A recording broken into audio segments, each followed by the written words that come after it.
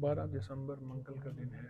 Cairo मिस्र में सैयदा नफीसा जो कि इमाम हसन की पड़पोती और इमाम जाफर सादिक के बेटी की अहलिया मोहतरमा आले रसूल की बहुत बड़ी बामकाम हस्ती। इनके बारे में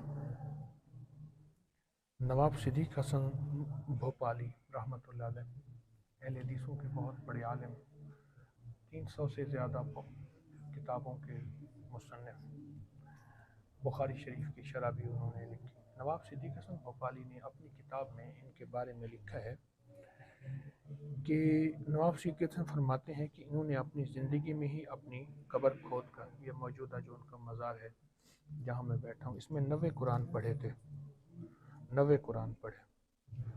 और किसी दरवेश को रसूलुल्लाह सल्लल्लाहु अलैहि वसल्लम की ख्वाब में ज़ियारत हुई, तुम पर जब भी कोई मुश्किल आन पड़े तो सैयदा नफीसा के इसाले सवाब के लिए कोई मन्नत मान लिया करो, अगरचे एक पैसा ही सही, मुश्किल दूर हो जाएगी।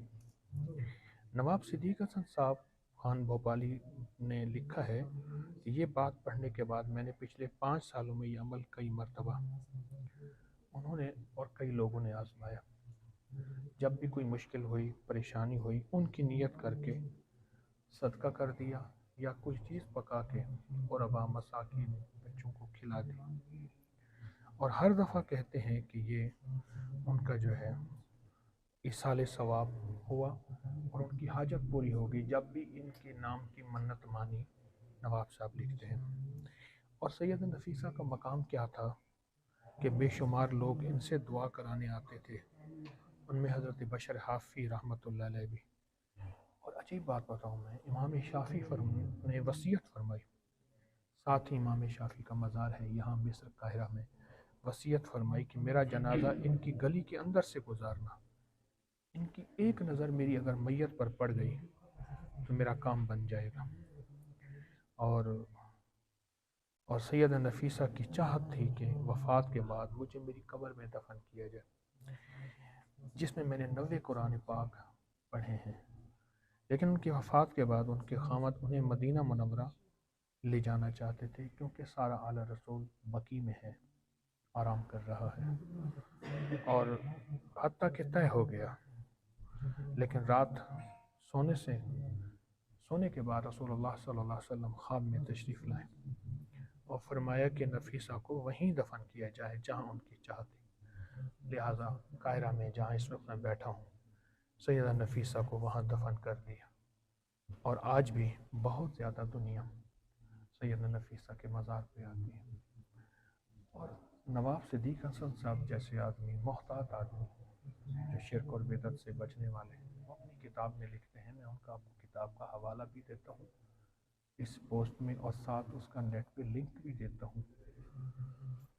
तो उन्होंने फरमाया कि अगर कि कोई शख्स जो है वो कोई पैसे की मन्नत मान ले तो उसकी मन्नत पूरी हो जाती है।